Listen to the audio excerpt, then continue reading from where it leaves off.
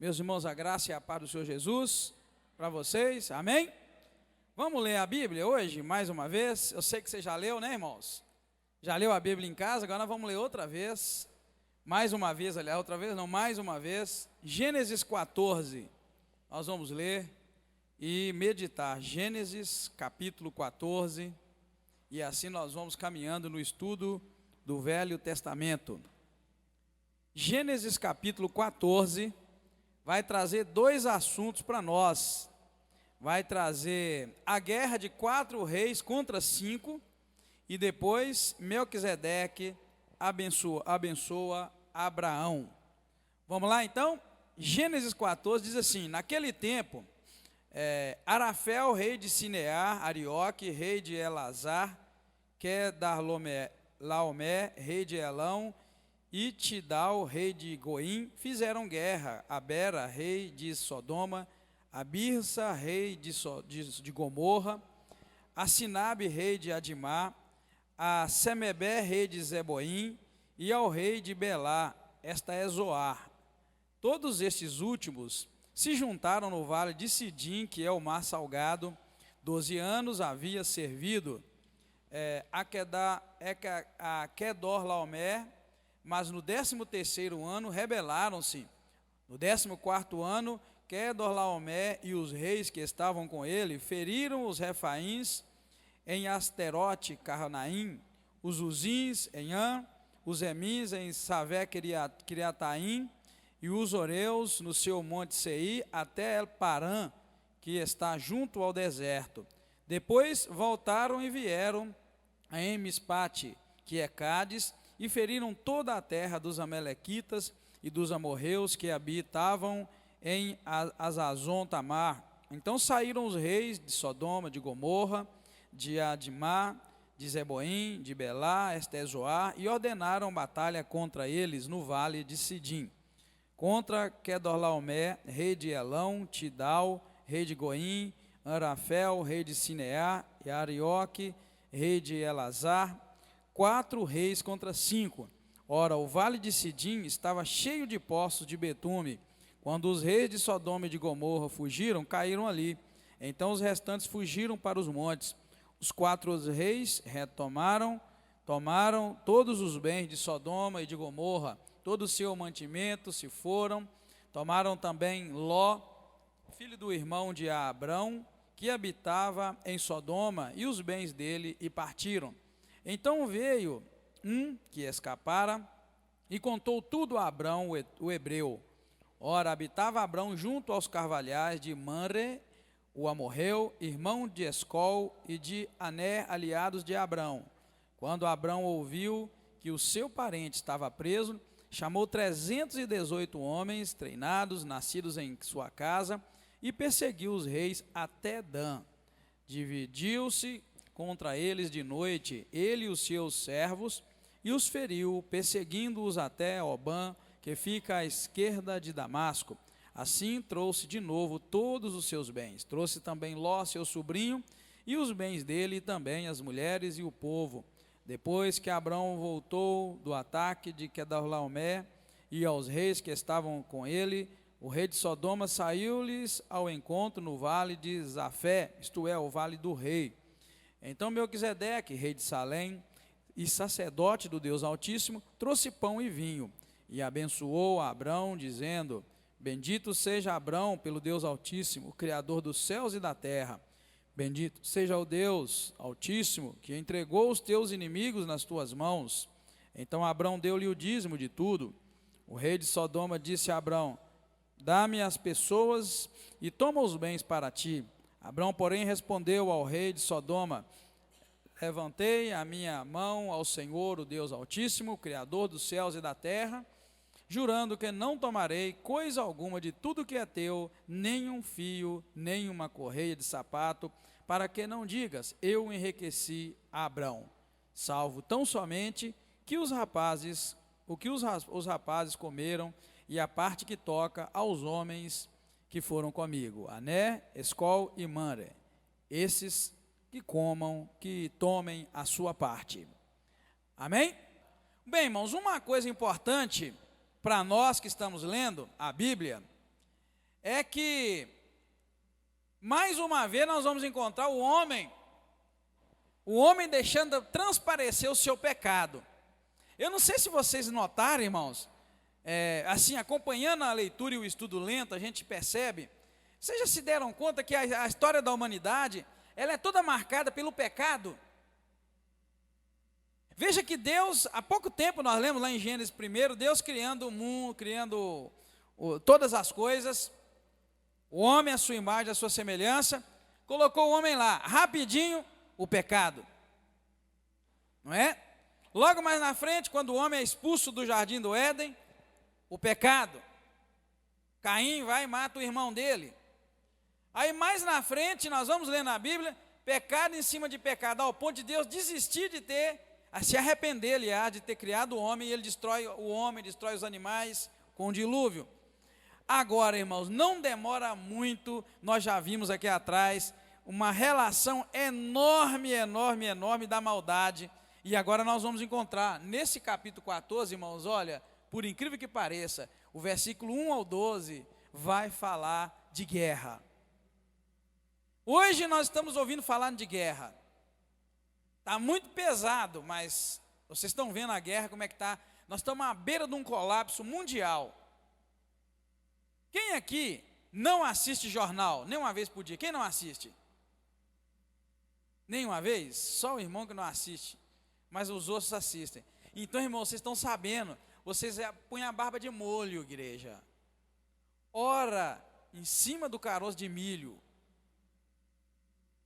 Nós estamos à beira de uma guerra mundial. Mas a beirinha. Vigia. Se você vê jornal, você vai entender o que eu estou dizendo. Gente, nós estamos à beira de uma guerra mundial. Mas muito à beira mesmo. Tem que orar no caroço de milho. Tem que pôr o caroço de milho no chão e orar. Sabe aquela época que a gente ficava de castigo orando? Quem já lembra do castigo de orar no caroço de milho? Aí muita gente lembra, né? Claro. Caroço de milho, caroço de feijão. Querido, eu estou falando uma coisa séria. Nós estamos à beira de uma guerra mundial. Falta nada. Sabe aquela pelinha lá do ovo, da casca do ovo? Aquela que fica entre a casca e o ovo? Querido, nós estamos seguros por aquilo. Se Deus não tiver misericórdia, nós vamos ver uma terceira guerra mundial. Não falta mais nada. Falta só Deus dar o sinal de liberado. E vai virar uma confusão, uma bagunça. Vocês estão sabendo. O terrorismo está atacando o mundo e só a graça e a misericórdia de Deus. E esse povo acha que vence terrorismo com guerra. Esse é o problema. E se a igreja não orar, querido, vai acontecer. Se a igreja não acordar. É muito sério o que está acontecendo. Tem gente que acha que está tranquilo, vai ficar por lá. Olha, o trem é sério. Vigia, assiste jornal, vocês vão ver. O trem está ficando muito sério. Então, querido, por que eu estou dizendo isso? Porque você vai ver aqui nesse momento, nesse capítulo 14, já o registro da primeira guerra no livro de Gênesis. Primeira guerra que se tem respeito, se tem registro. Ou seja, o homem não demorou muito para seguir na vida de pecado, igual eu falei para vocês. Primeiro foi o pecado de Adão e Eva. Depois o pecado de Caim. E depois foi vindo pecado amontoou ao ponto de Deus mandar o dilúvio. E agora, depois do dilúvio, ao invés do homem tomar emenda, mais pecado. Agora, a guerra, o primeiro registro de guerra. E nesse caso era a guerra de 4 reis contra 5. A gente vai encontrar. E o que mais impressiona a gente é que Ló estava nesse tempo acumulando riqueza. Ló estava ficando rico. A Bíblia mostra para nós que ele estava se enriquecendo. Estava ficando um homem próspero. Mas você se deu conta que a luta começa a seguir Ló de uma maneira terrível? Então não seria isso, porventura, eu coloquei ali um castigo de Deus na vida de Ló? Porque os irmãos viram conosco lá atrás, irmãos, os irmãos viram que no capítulo 13, quando Ló vai se separar de Abraão, ele faz uma escolha. Ló faz a escolha da seguinte maneira: ele olha para a terra e vê a parte da terra que era boa, e ele escolhe a parte da terra boa. E eu coloquei para vocês na transparência passada, que Ló faz uma escolha segundo a aparência. Quando Abraão vira para ele e fala: olha, Ló, não dá para nós dois viver juntos, porque o nosso gado cresceu muito, então vamos fazer o seguinte: escolhe uma terra que se você escolher um lado, eu fico com o outro. Se você for para o norte, eu vou para o sul. E aí a Bíblia mostra para nós que Ló fez uma escolha. E por incrível que pareça, a escolha que Ló fez foi da seguinte maneira, diz o versículo 10 do capítulo 13. Levantou Ló os olhos e viu que a campina do Jordão era toda bem regada, antes de o Senhor destruir Sodoma e Gomorra. Ela era como o jardim do Senhor, como a terra do Egito, na direção de Zoar. Isso quer dizer que ele olhou e viu que era uma terra regada, uma terra boa, ele fez uma escolha. Ló escolheu uma terra que era bonita e boa, e deixou a terra que era feia e ruim para o seu tio, que era Abraão. E nós mostramos aqui na semana passada que a escolha pela aparência ela é perigosa. Ló escolheu a escolha que era bonita de aparência, a terra que era bonita de aparência, mas ele pagou um preço muito alto. E aqui nós encontramos, ele vivia numa terra boa, numa terra produtiva, estava acumulando riquezas, mas de repente, a terra que ele escolheu entra em guerra. Então, nem sempre a escolha que nós fazemos pode ser a melhor escolha. E eu falei na semana passada, se qualquer um de nós tivesse que escolher entre uma terra fértil e uma terra seca, árida, nós não íamos pensar duas vezes, nós íamos escolher a terra fértil. Mas nesse caso, a terra fértil levou Ló para dentro de Sodoma e Gomorra. E antes de que a cidade fosse destruída, porque ela vai ser destruída cá na frente, os irmãos vão ver que ela vai ser destruída, lá no capítulo 19, deixa eu conferir se é o 19, vai ser destruída cá no capítulo 19, nós estamos no 14, mas o Senhor já começa a mostrar que a escolha de Ló não foi uma boa escolha. E nós chamamos a atenção, na semana passada, para as escolhas que nós fazemos. Hoje é muito comum a gente escolher um emprego, muitas vezes é pelo tanto de dinheiro que aquele emprego vai dar para nós. Muitas vezes a gente escolhe uma casa, sei lá, se você tiver o dinheiro para comprar, é claro, é pela beleza. A gente escolhe um bairro pela beleza, não é? A gente faz essas escolhas dessa maneira. Um dia eu testemunhei aqui na igreja, e vou repetir, que eu tive uma experiência muito boa com a questão de escolha. Quando eu trabalhava fora, lá nos Estados Unidos, o meu trabalho era um trabalho que eu trabalhava dentro de uma sala, grandona, fazendo joia. Só que eu ganhava pouco. E eu tinha uns colegas que acabavam escolhendo serviço na construção civil, que ganhava muito. E eu ganhava pouco. E eu fiquei aborrecido com aquilo. Eu falei: oh, meu Deus, não, isso tem que estar errado. Vou arrumar um serviço desse para mim. Aí eu pedi aos meus colegas: eu arranjo um serviço para mim também, de pintura, de qualquer coisa. Eu quero ganhar dinheiro, aqui eu não estou ganhando. E aí eles não conseguiram para mim. De repente, chegou o inverno. E lá são 8 meses de frio. Sabe o que acontecia? Meus colegas ficaram sem dinheiro, porque não tinha serviço. Deus tem misericórdia de mim. Eu não escolhi, eu queria o outro. Mas logo eu vi: peraí, e não é que a minha escolha, não é essa onde Deus me pôs. Minha escolha é de lá. Mas não é que é melhor estar aqui do que lá? Então não era raro na época do inverno a gente socorrer aqueles que ganhavam muito. O ano tem quantos meses? Quantos meses tem um ano? Se você ficar 8 sem trabalhar, como é que você vai arrumar? Não é? Então, querido, eu guardo comigo isso. A gente precisa deixar Deus dirigir, porque a gente às vezes faz escolha errada.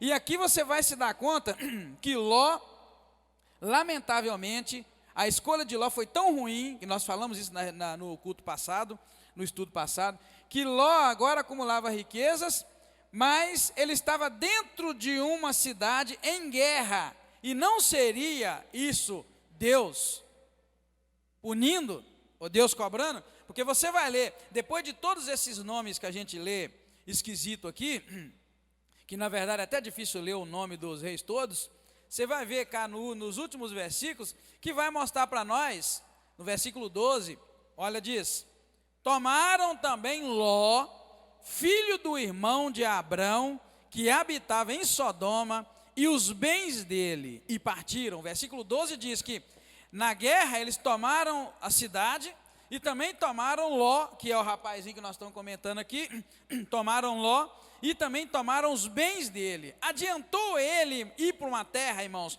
fértil? Adiantou Ló escolher uma terra que produzia muito, sendo que tudo que ele produziu agora foi tomado? Veja bem. Então é para nós, irmãos, pararmos e pensar nas escolhas que a gente faz. Principalmente eu vou falar aqui agora para a juventude, sabe por quê? Porque hoje em dia a gente é ensinado a escolher um bom curso, a escolher um bom emprego, não é assim? E na hora de escolher a noiva e o noivo, como é que é a escolha hoje? Pela aparência. Então a gente hoje está muito voltado para a aparência.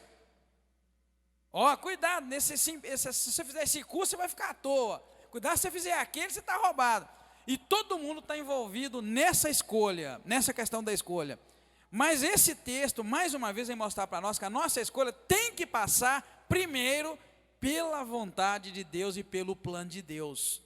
Mais uma vez eu repito, Ló escolheu a terra mais fértil e deixou para o tio dele a terra menos fértil. O tio dele ficou com o que sobrou. Ló foi para lá, terra boa que produzia, mas agora os bens dele foram tomados, diz o versículo 12. E além de tudo, Ló também foi levado preso.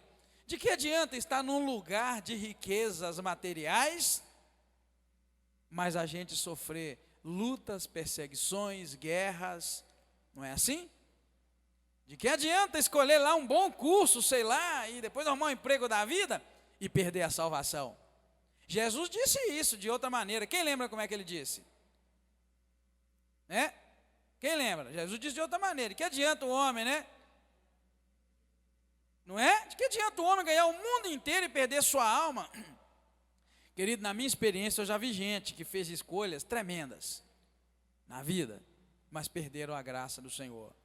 Vi pessoas que se desviaram por causa das suas escolhas, e não há como culpar Deus, não é? Então a gente encontra esse primeiro registro de guerra, e a gente vê Ló, de certa forma, já sofrendo por causa da sua escolha, tinha acumulado riqueza, mas agora vê os seus bens e todos serem tomados na guerra, tá? Por causa da guerra.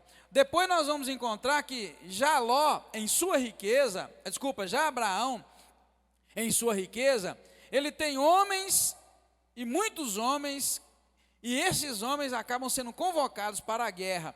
Então, ao passo que Ló acumula riquezas, e as riquezas de Ló são roubadas agora, por causa da guerra, nós vamos nos dar conta que Abraão enriquece, e aquilo que Abraão adquire, a confiança, a autoridade como homem, acaba servindo para poder livrar o seu sobrinho Ló. Diz o versículo 13 e 14. Então veio um que escapara da guerra e contou tudo a Abrão, o hebreu.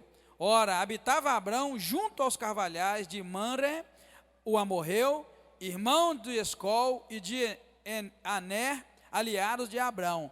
Quando Abraão ouviu que o seu parente estava preso, chamou 318 homens treinados, nascidos em sua casa, e perseguiu os reis até Dan. Então veja, Abraão já estava um homem tão próspero, que aqui no versículo 14 diz que ele chamou 318 homens treinados, nascidos em sua casa. Então quer dizer, não eram homens vizinhos que ele procurou, um vizinho aqui, aqui está dizendo que eram 318 homens nascidos em sua casa. Então eram homens debaixo da sua autoridade, da sua amizade, do seu reconhecimento, Isso para a gente fazer uma comparaçãozinha entre Abraão e suas riquezas, seu crescimento, e Ló e o seu crescimento. Ló cresceu, adquiriu coisa, diz o versículo 12, mas tudo que ele adquiriu foi tomado. E cá na frente vocês vão ver que foi tomado é todo mundo mesmo. A família de Ló foi tomada. E já o Abrão, que não teve escolha de terra boa, ele pegou a terra que sobrou, na verdade agora esse homem, com o que ele adquire, suas riquezas, então, ele acaba convocando um grupo de homens, e aqui diz a Bíblia que eram 318 homens, todos treinados, convoca esses homens para perseguir, na verdade, os inimigos de seu irmão. Outro detalhe que nós vamos contar do versículo 15 ao 17, é que Abrão, irmãos, era um homem muito corajoso, e ele era também habilidoso na guerra. Todo mundo que olha para Abraão, pensa em Abraão da seguinte maneira: pensa no Abraão, um homem de fé, pensa no Abraão, construtor de altares, que construía altares para o Senhor, um homem que adorava. Pensa em Abraão sacrificando ao Senhor, mas não pense em Abraão desse ponto de vista. Olha o 15 e o 17, do 15 ao 17, vai dizer o seguinte: olha bem, o que Abraão fez? Dividiu-se contra eles de noite, ele e os seus servos, e os feriu aqueles reis, perseguindo-os até Obã, que fica à esquerda de Damasco.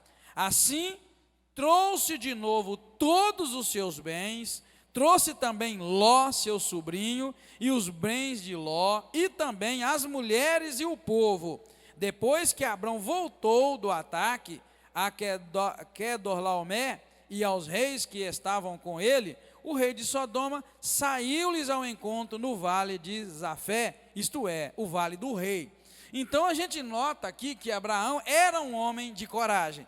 Por quê? Porque ele dividiu os homens estrategicamente de noite, ele e os seus servos, e saiu para ferir todos os inimigos, aqueles que haviam saqueado a cidade e levado o seu sobrinho, levado suas riquezas. Trouxe tudo de volta e trouxe também Ló, junto com seus bens e com as mulheres. Então a gente encontra agora Ló de tal maneira, Abrão de tal maneira, um homem já se mostrando poderoso, e um homem de coragem e homem de habilidade na guerra, um homem estratégico. A gente conhecendo isso dele, depois vai nos fazer a imaginar que a vida deles não era fácil, a vida daquele povo naquela época não era fácil. Guerras e perseguições. De vez em quando eu vejo aqueles filmes antigos, filmes de época, me dá uma vontade de ter morado naquela época, vivido naquela época. Mas eu já falei isso para a Ana Silvia, dificilmente eu sobreviveria numa época daquela. Por quê, irmãos? Aquela época era a época do mais forte. Sabia? Aquela era a época dos mais fortes. Aquela época, a época antiga, onde não existia medicina tão boa quanto a de hoje, medicamentos tão bons. Eu falei, eu não ia viver, eu ia morrer rápido. Era uma época de mais forte, era quem era mais forte, quem era mais hábil na guerra. Tinha que ter uma estrutura, e eu gostaria de ter vivido naquela época. Mas ao mesmo tempo eu imagino, se eu vivesse naquela época, eu estava no sal. Porque ali sobrevivia quem era mais troncudo, quem era mais forte. Tá? Você já se imaginou, por exemplo, dormindo eu dormi, muita gente não dormiu. Sem um colchãozinho que você dorme bonitinho, gostosinho, já imaginou? Hein? Já se imaginou? Hoje é colchão de almofada, né? Mas eu sou da época da esteira. Quem aqui já dormiu em esteira? Aí, alguns já dormiram, mas isso é coisa nova. Nós precisamos fazer um retiro um dia, para jovem, e lembrar uma época de capim. Ué, quem tinha colchão de capim, mano, tinha topo de linha. Capim mesmo, irmão, o trem era capim lá dentro, e nós estávamos alegres, satisfeitos. Nó, tem colchão de capim. Era capim, era palha de milho. Isso eu estou falando da minha infância, que 40 anos atrás, 45. Agora eu quero que você volte atrás naqueles tempos, para você ver o que significava uma estratégia, alguém que pudesse guerrear ao seu favor e te salvar. Tá? É uma coisa muito séria. Tanto que essa selvageria que nós estamos vendo lá para aquela região, irmãos, aquilo lá já é antigo. Aquilo lá é antigo. Nós hoje, a nossa geração fica bobada. Oh, meu Deus, que coisa. Eles têm coragem de degolar alguém assim, já viu? Eu não vi a imagem, mas eu vi a imagem cortada. Ele chega perto do camarada, cheio de pose, e vai lá no pescocinho do outro e... Aquilo é normal, irmão. Sempre foi. Quando você lê a Bíblia, você já viu quando Deus falava para entrar num lugar e passar todo mundo na espada?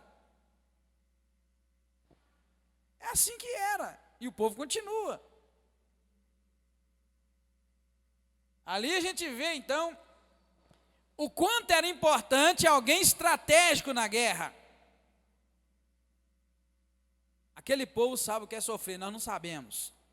Tá? Aquele povo sabe o que é sofrer. Nós não temos noção do que é sofrimento. Nenhum. Nenhum mesmo. Mas eles sabem. Então ali a gente vê a coragem a grande coragem de Abrão e a habilidade que ele tinha para vencer. Falei de estratégia por quê? Porque diz a Bíblia para nós que quando ele ouviu falar, seu parente estava preso, chamou 318 homens da sua casa e começou a perseguir. E a estratégia dele foi dividir-se contra eles de noite, né, e os seus servos, e ali feriram e perseguiram todos eles, até recuperar Ló, as mulheres, todo o povo, diz a palavra, e todos os bens do seu sobrinho, e trazer tudo de volta. Tá? Então, quando a gente escuta lá, quando a gente escuta na Bíblia o salmista dizer que Jeová é homem de guerra, não é assim? E a gente vai e ainda canta, homem de guerra é Jeová. Como é que é? Seu nome é temido na terra, a todos os seus inimigos venceu. Como é que é o resto? Mais ou menos isso. É o salmo. Então a gente escuta que tem homem de guerra é Jeová e tal, a gente fica assim, imaginando. Mas hoje nós sabemos, né, pela Bíblia Sagrada, nós sabemos que a nossa luta não é contra a carne e nem contra o sangue. Nossas guerras hoje são lutadas, batalhadas em outro nível. Nossas guerras hoje nós temos que lutá-las e vencê-las no reino espiritual.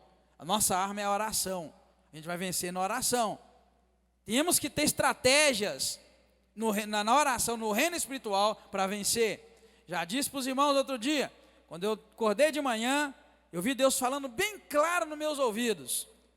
Tem algo muito sério acontecendo no reino espiritual no Brasil, e a igreja precisa compreender isso. Ou seja, a igreja precisa levantar na oração. E Deus falou mais comigo. As igrejas só querem saber de evento. Termina um evento, faz outro. Termina um evento, faz outro. Quando na verdade evento não vence guerra espiritual. O que vence guerra espiritual é a oração. Se a igreja orar, a igreja é vitoriosa. Se a igreja não orar, e você sabe, né? O diabo está armando para cima da igreja. Porque se Jesus voltar e pegar essa turma nos eventos, só Deus, só a misericórdia de Deus. É.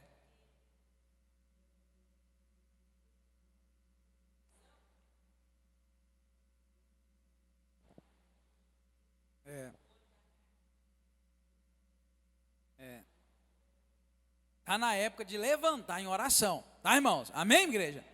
Está na hora de levantar em oração. Vamos fazer um evento e vamos orar. A gente não pode esquecer da oração. A gente só lembra da oração, sabe quando? Quando o trem aperta. Sabe que depois do que eu vi aí em GV, aquele povo orando na praça por causa da falta d'água, sabe o que veio no meu coração? Por que aqui em Patinga a gente não cria um evento daquele? Mas antes de acontecer a tragédia, aqui em Patinga. Pensei nisso, falei, meu Deus, nós precisamos juntar todas as igrejas, ir para uma praça, para um Parque Ipanema, um dia qualquer, convocar para oração, para pôr o joelho no chão e a cara no pó, fora da tragédia. Amém, igreja? Fora da tragédia.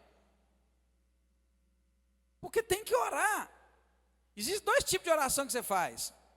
A oração para Deus te livrar, estando você dentro da encrenca. E a oração para Deus te livrar de cair na encrenca. a oração de livramento. E o que Deus tem falado conosco, a igreja precisa acordar para não acontecer, para estar à beira de acontecer. Nossas guerras são espirituais, nós temos que orar e clamar a Deus e entender que essa batalha é séria no reino espiritual. Eu estou ficando desesperado, sabe com o quê? Eu estou escutando tanto crente, irmãos, descer o pau na política no Brasil. Sabe desde quando que a política é isso que vocês estão vendo aí? Desde que eu era menino, não mudou nada. Só que agora todo mundo fica sabendo, nunca mudou. Nunca mudou, sempre foi isso. Mas o povo está falando demais disso, que é de oração. Tem gente perdendo a bênção, sabe por quê? Porque desce o pau, enquanto você desce o pau, o diabo ri, dá gargalhada, consegui mais um, ali, aquele é profeta meu, olha lá, tá vendo? Sabia?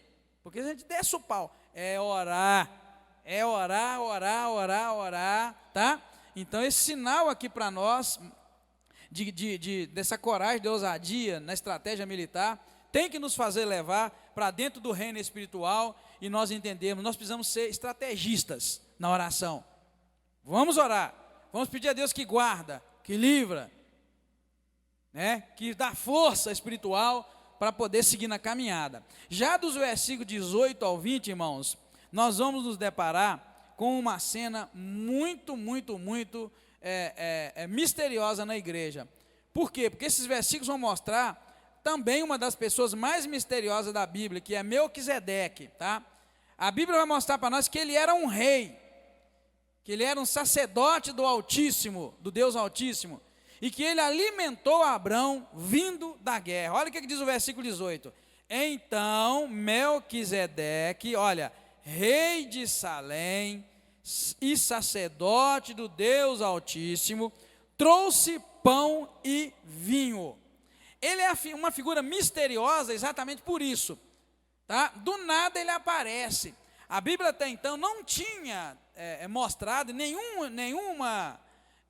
sinal de um sacerdote, nem referência de sacerdócio a gente encontrava na Bíblia, até agora esse versículo 18, que diz que aparece Melquisedeque, depois da guerra, depois que Abrão venceu aqueles reis, a Bíblia diz que então Melquisedeque, rei de Salém, sacerdote do Deus Altíssimo, trouxe pão e vinho para Abrão.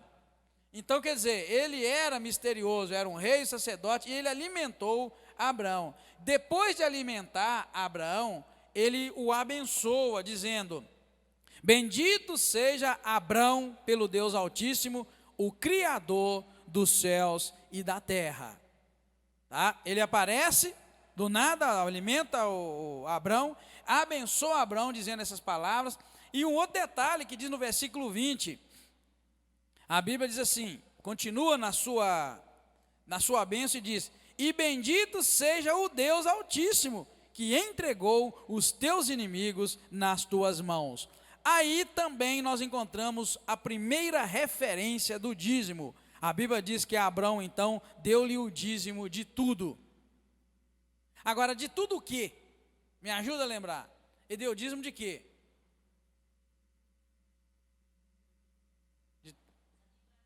Não é? Isso, ele deu o dízimo de tudo que ele tinha, né? Então é a primeira referência do dízimo, tá, irmãos, que nós encontramos. Ele voluntariamente deu o dízimo. Agora, vamos pensar numa coisa. A gente dá dízimo para quem? Nos dias de hoje.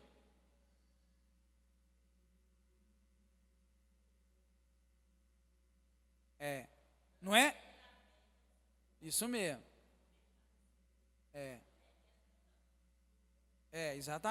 Exatamente.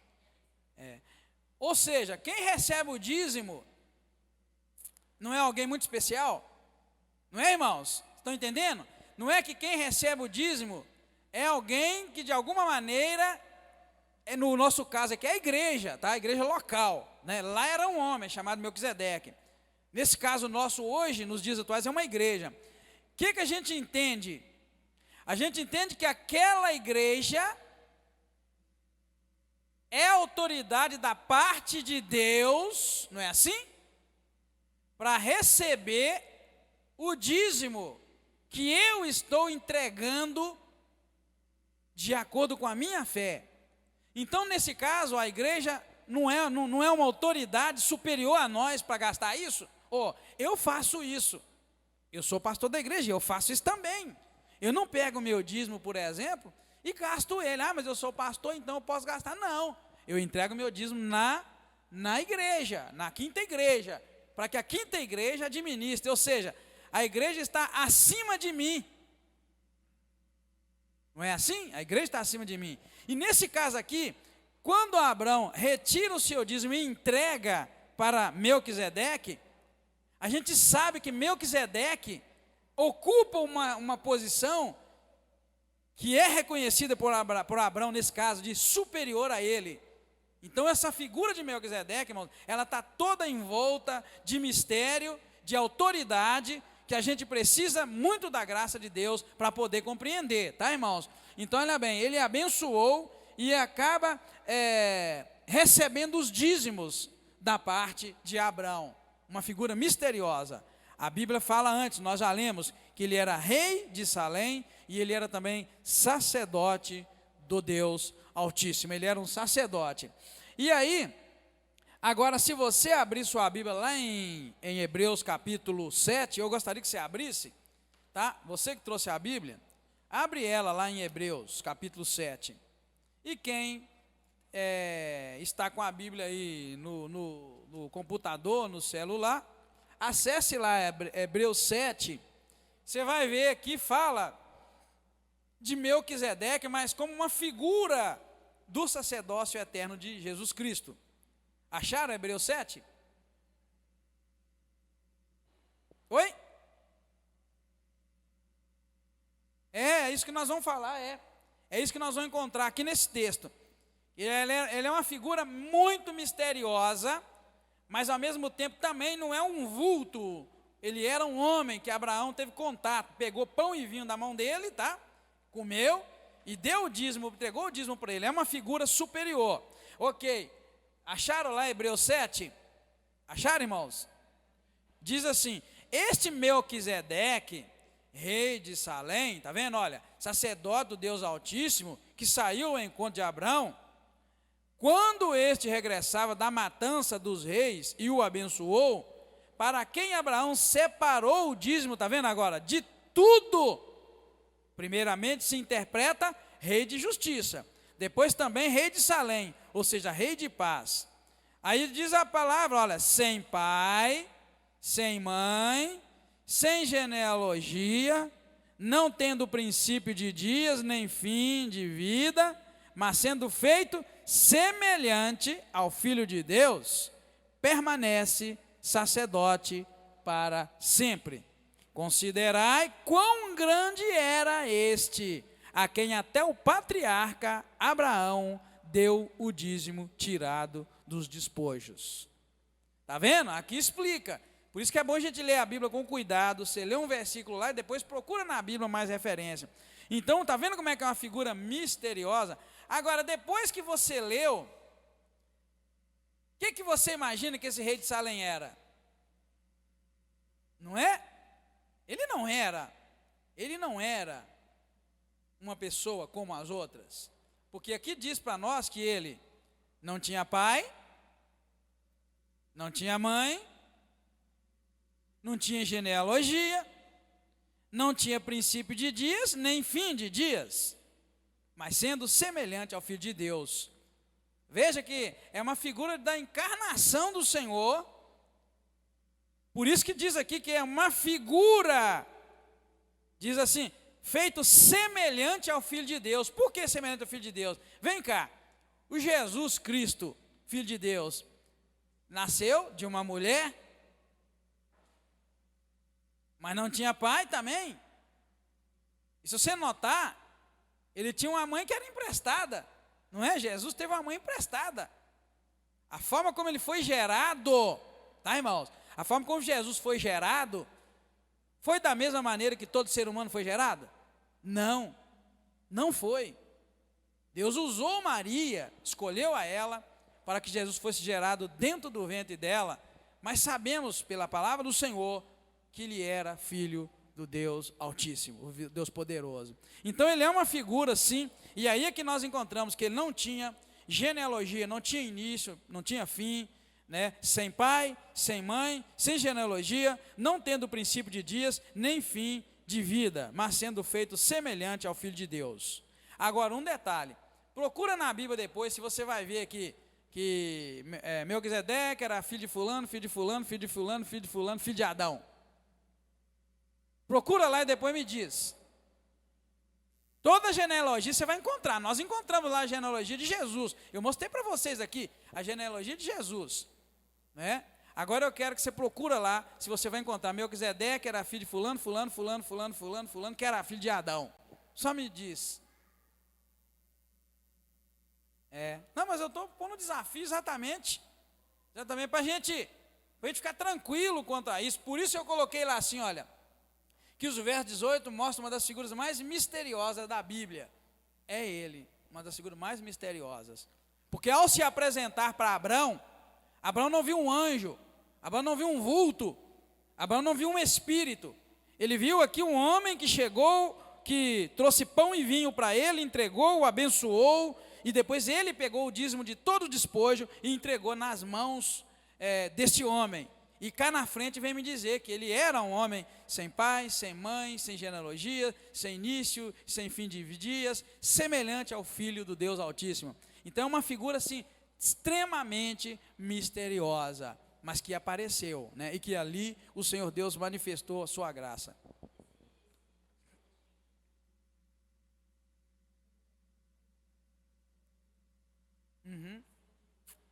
Príncipe da paz.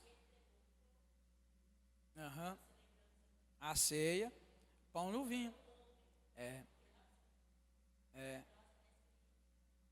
Com Jesus, né? Antes de Jesus nascer. E o corpo e o sangue do Senhor Jesus, né? O pão e o vinho é a símbolo, a figura do corpo e do sangue de Jesus. Em outras palavras, olha, você vai comer aqui pão e vinho, você vai comer o corpo e beber o sangue daquele que vai te salvar, viu?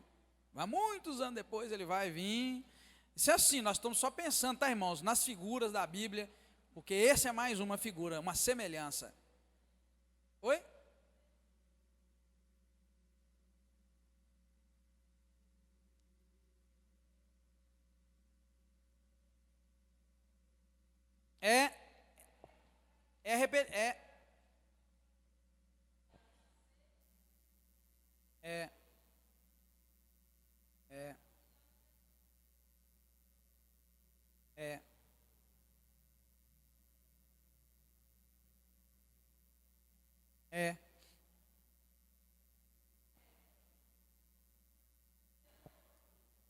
É verdade,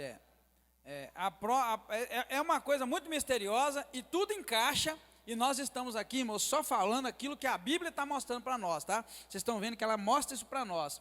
Depois nós vamos ter outra leitura, tá? Aqui, ó, o 7, de 11 ao 17, que igual a irmãozita mencionou ali.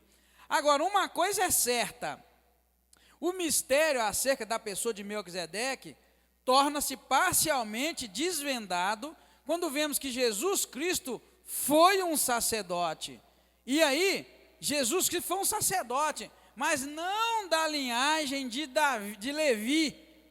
A própria Bíblia vai dizer, mas é segundo a ordem desse Melquisedeque. Por isso que a explicação está toda aqui para nós em Hebreus capítulo 7. Aí eu quero que você volta lá no Hebreus, na sua Bíblia, e nós vamos continuar a leitura, tá? A partir do versículo 5, onde nós paramos no 4. Olha o que diz o versículo 5.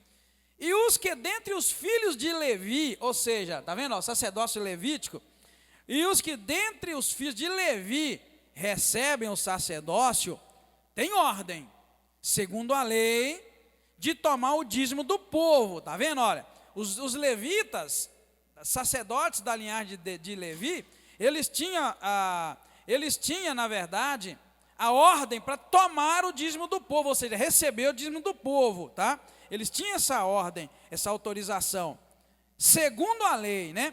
Isto é, de tomar o dízimo de seus irmãos, ainda que estes sejam descendentes de Abraão. Ou seja, mesmo sendo descendente de Abraão, os levitas, sacerdotes, tinha a ordem de receber o dízimo deles, da mesma maneira como Abraão deu início e entregou o dízimo. Aquele, porém, cuja genealogia não é contada entre eles, está vendo? Tomou os dízimos de Abraão e abençoou o que? Tinha as promessas de Deus.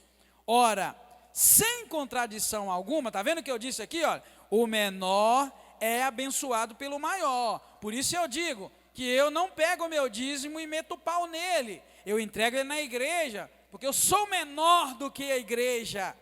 Eu não sou maior do que a igreja. A quinta igreja é maior do que eu. Ah, mas seu pastor, mas eu sou menor. É a quinta igreja que tem autoridade para me abençoar. Está vendo como é que é? Então, da mesma forma, lá como Abraão, que era o homem escolhido por Deus, quando viu Melquisedeque, viu que ele era menor, ele entregou o dízimo para quem era maior, e quem era maior, que era Melquisedeque, recebeu e abençoou Abraão. Por isso, irmãos, que a gente tem que ter hoje no nosso coração a humildade, a simplicidade e o conhecimento da Bíblia, e não ir na onda das pessoas por aí que ficam ensinando mentira, para a gente entender que existe autoridade na terra acima de nós. Tem gente que tem pastor, com todo respeito, mas eu sei que esse trem vai rodar o mundo e é bom que rode. Tem muito pastor que acha que está acima da igreja. Não estou acima da igreja, a igreja está acima de mim. Mesmo que eu abra uma igreja amanhã, porque Deus me dirigiu, aquela igreja estará acima de mim, porque o Senhor não nos coloca acima da igreja, Ele nos coloca para administrar a igreja. Eu administro uma igreja que o Senhor colocou para eu administrar, e tenho uma responsabilidade grande sobre essa igreja, de conduzi-la nos caminhos do Senhor, mas eu não estou acima da igreja. Eu não posso pegar o meu dízimo e meter o pau nele, eu tenho que entregar para que a igreja que está superior a mim, receba o dízimo, administre e me abençoe. Está vendo? A gente precisa desse conhecimento, mas tem muita gente hoje que não tem esse conhecimento, e aí bagunça, envergonha o evangelho, tá? Então aqui está dizendo para nós assim, versículo 7 de Hebreus 7, ora, sem contradição alguma, o menor é abençoado pelo maior, ou seja, Abraão era menor do que Melquisedeque. Aí diz o 8, aqui certamente recebem dízimo os homens que morrem, está vendo? Falando de nós. Aqui certamente recebem dízimo os homens que morrem, igual lá os levitas recebiam. Ali, porém, os recebe aquele de quem se testifica que vive. E por assim dizer, por meio de Abraão, até Levi, que recebe dízimos, pagou dízimos, porque ele estava ainda nos lombos de seu pai, quando Melquisedeque saiu ao encontro desse. Olha que lindo a palavra do Senhor Deus. Nós vamos continuar seguindo a leitura. De sorte que, se a perfeição fosse pelo sacerdócio levítico, pois sobre ele o povo recebeu a lei, que necessidade haveria ainda de que outro sacerdote se levantasse, segundo a ordem de Melquisedeque, está vendo? E não segundo a ordem dos levitas, o que não fosse contado segundo a ordem de Arão? 12. Pois mudando-se o sacerdócio, necessariamente faz também mudança da lei. Aquele de quem estas coisas se dizem, pertence a outra tribo, da qual ninguém serviu ao altar, visto ser evidente que nosso Senhor procedeu de Judá, tribo da qual Moisés nada falou acerca de sacerdócio. Olha bem, visto que o nosso Senhor procedeu da tribo de Judá, da qual Moisés nada falou de sacerdócio, isso está dizendo o que, irmão, esse versículo 14? Viu? Que o sacerdócio de Jesus é diferente de qual? Do sacerdócio de Levi. Todo mundo, quando te perguntar, Jesus era sacerdote? Era. Aí você te perguntou, mas espera aí, ele não consta na linhagem lá dos levitas? Está vendo aqui, ó? Visto, verso 14, visto ser evidente que nosso Senhor procedeu de Judá, tribo da qual Moisés nada falou acerca do sacerdócio. E ainda muito mais evidente é isto, se a semelhança de Melquisedeque se levanta outro sacerdote, que não foi feito segundo as regras de uma linhagem, mas segundo o poder da vida indestrutível. 17, pois dele assim se testifica, tu és sacerdote para sempre, segundo a ordem de Melquisedeque. Amém, irmãos? Amém? Senhor Jesus veio totalmente diferente. Talvez você vai entender também o porquê que o povo perseguia tanto Jesus. Porque se a linhagem de Arão continuava no sacerdócio nos dias de Jesus, chega um camarada de uma linhagem diferente e agora ele vai assumir tanta autoridade igual Jesus assumiu. Então, irmãos, aqui está mostrando para nós, o capítulo 7 de Hebreus, mostra para nós que o nosso Senhor Jesus Cristo teve esse contato com essa figura muito misteriosa, que é Melquisedeque. E a Bíblia está mostrando para nós aí, Melquisedeque é uma figura muito clara do Senhor Deus, por não ter linhagem e por ele ter autoridade acima de todos os sacerdotes feitos pela lei, tá? Então aqui nós concluímos esse estudo, né, do capítulo 14. O texto vai terminar para nós dizendo o seguinte, do capítulo 14 vai terminar dizendo assim, a partir do versículo 21, o rei de Sodoma disse a Abrão: dá-me as pessoas e toma os bens para ti. E Abraão vira e responde: levantei a minha mão ao Senhor, olha bem, o Deus Altíssimo, Criador dos céus e da terra, jurando que não tomarei coisa alguma de tudo que é teu, nem um fio, nem uma correia de sapato, para que não digas, eu enriqueci Abrão, salvo tão somente o que os rapazes comeram e a parte que toca aos homens que foram comigo, Aner, Escol e Manre, estes que tomem a sua parte. E assim então passa para nós, termina essa passagem com a entrada desse rei de Salém, desse sacerdote do Deus Altíssimo, que é a figura do Senhor Deus Todo-Poderoso, manifestando a sua graça, e já dando um sinal, como nós vimos em Hebreus capítulo 7, de que Jesus é um sacerdote não da linhagem de de Levi, de Arão, mas era um sacerdote da linhagem de Melquisedeque. Se ele não tinha pai, não tinha mãe, não tinha genealogia, então Jesus pegou esse sacerdócio de quem? Pode falar. Do próprio Deus. Tá? Muito superior aos dos homens, ao da lei. Agora eu vou te perguntar, quem é que deu a lei? Deus. Estaria Deus contra Deus então? Não, porque os homens têm que cumprir. Lembra Jesus lá no Velho Testamento? Lá no Novo Testamento? Jesus não veio para derrubar a lei.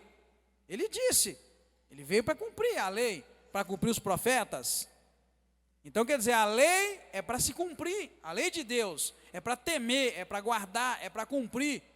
Não é que o Senhor Deus, nesse ponto aí, agiu contra a lei que ele colocou.